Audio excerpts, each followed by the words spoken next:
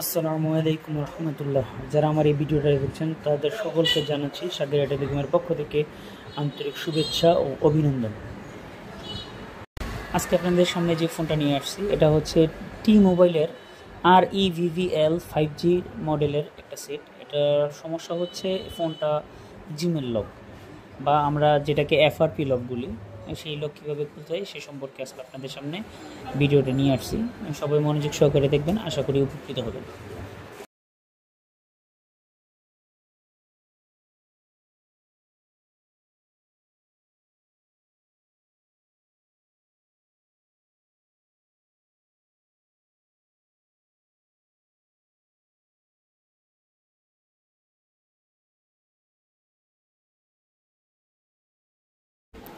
তো প্রথমে আমরা যেটা করব, আমরা ভিশন সেটিং অন করব।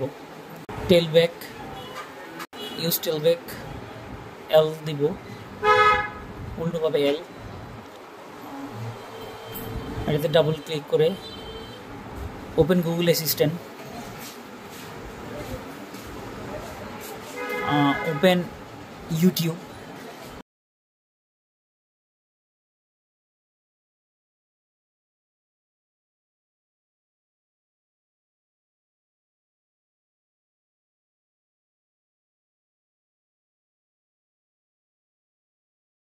Volume up down button press করে টেলব্যাক সেটিংটা অফ করে নিব।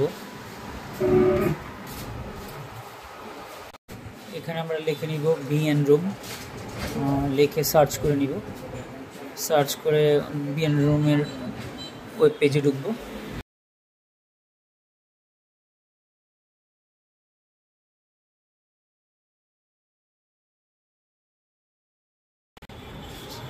সেটিংয়ে ক্লিক করব, ব্যাটারিতে যাব, ব্যাটারি 3 ডটের অপশনে গিয়ে ব্যাটারি ইউজারে ক্লিক করব।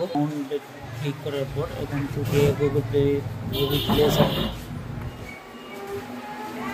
প্লে স্টোর ওপেন হয়ে যাবে। এখান থেকে আমরা সাইন ইন করার জন্য ক্লিক করব। তারপর এখান থেকে যে কোনো আমি একটা ইউজ করার জন্য আমি টাইপ করলাম। টাইপ করার পর ওখানে দেখেন যে গুগল অ্যাকাউন্ট এরকম একটা আছে বলতেছে গুগলে। ওখান থেকে আমি বারবার এটা নেক্সট চেপে যাচ্ছি। আমি এটাকে সাইন ইন করার চেষ্টা করতেছি। তো দেখেন এভাবে করে যেতে হবে অনেকক্ষণ, কারণ আমাদের ওখানে কিন্তু ব্যাটারি পার্সেন্টের ওখানে কোনো অ্যাপস শো করে নাই। এই কারণে দেখা গেছে আমরা এই কাজটা করতে থাকেন। আমি এটা মিনিমাম 10 মিনিটের মতো করছি, তারপরে গিয়ে ওই কাজটা হয়েছে। তো আমি এভাবে ট্রাই করতে থাকুন মিনিমাম 10 মিনিট দেখুন করতেছি, এভাবে করতে থাকুন। আসলে অনেক ফোনের অনেকভাবেই খুলে, যে সব ফোনে এরকমভাবে খুলবে এটা না। অ্যান্ড্রয়েড সিস্টেম এটা 11, যার কারণে আর এটার ভিতরে অ্যাপস বা নোটিফিকেশনে যদি আমরা যাই, এখানে আমাদের অ্যাপস বা নোটিফিকেশন এটা কাজ করছে না। এই কারণে আমরা অন্যভাবে এটা কাজ করলাম।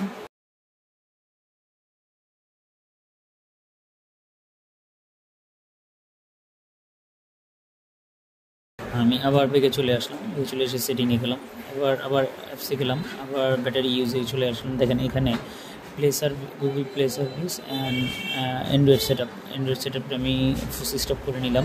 দেখেন ওখানে আর লকটা নাই এখন। পরে গুগল প্লে সার্ভিসটা আমি ডিজেবল করে নিলাম। ডিজেবল করে নিলাম, আবার পুনরায় আরেকবার করে নিচ্ছি।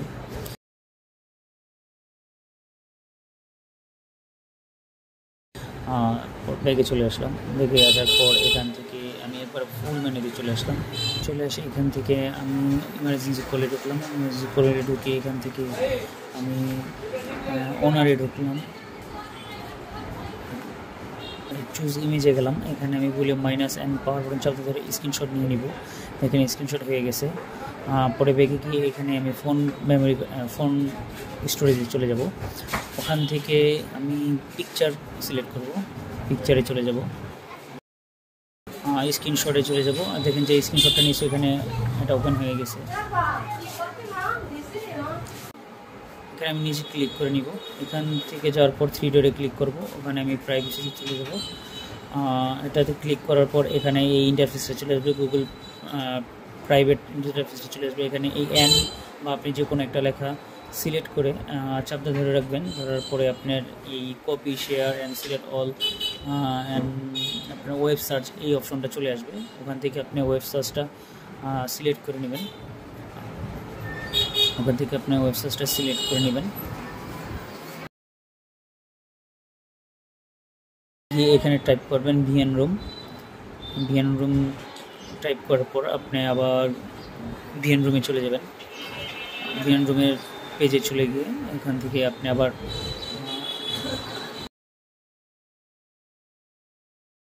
এখান থেকে সেটিং ওপেন করে নেবেন। সেটিংয়ের পর এখান থেকে যাব আমরা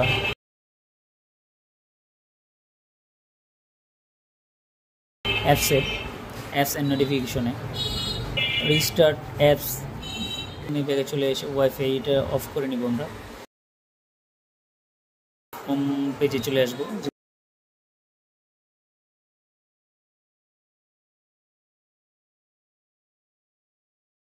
এবার start skip set up offline, এখানে স্কিপ চলে আসছে। স্কিপ সেম প্রসেস করে যান, দেন ফিনিশ। এখন দেখেন আমার ফোনটা আলাদা হয়ে গেছে পুরোপুরি।